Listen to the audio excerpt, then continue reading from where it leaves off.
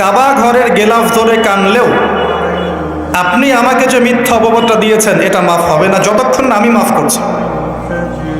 কথা কি বুঝতে পারছেন? মনে করেন আপনি আমাকে মিথ্যা একটা অপবাদ দিয়েছেন এবং ধুয়ে রেখে দিয়েছেন একদম মিথ্যা অপবাদ দিয়ে। যতক্ষণ আমি আপনাকে মাফ না করছি, কাবা ঘরে গিয়ে গেলাফ ধরে কান্নাকাটি করলো এই পাপ মাফ হবে না ইনশাআল্লাহ। এই অবস্থায় মৌত হলে কি হবে? পরকালে দেখবেন আমি দাঁড়িয়ে আছি আপনার জন্য, আপনার হিসেব হচ্ছে, হিসেব শেষ।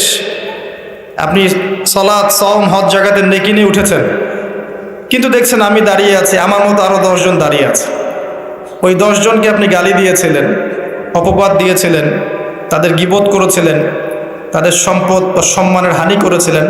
এখন কিয়ামতের মাঠে আপনার নেকি দিয়ে এই ঋণ শোধ করতে হবে, অন্য কোনো অপশন নাই। আর যদি নেকি শেষ হয়ে যায় তখন কি হবে? তখন আমার আমলনামা থেকে কিছু গুনাহ আপনাকে নিতে হবে।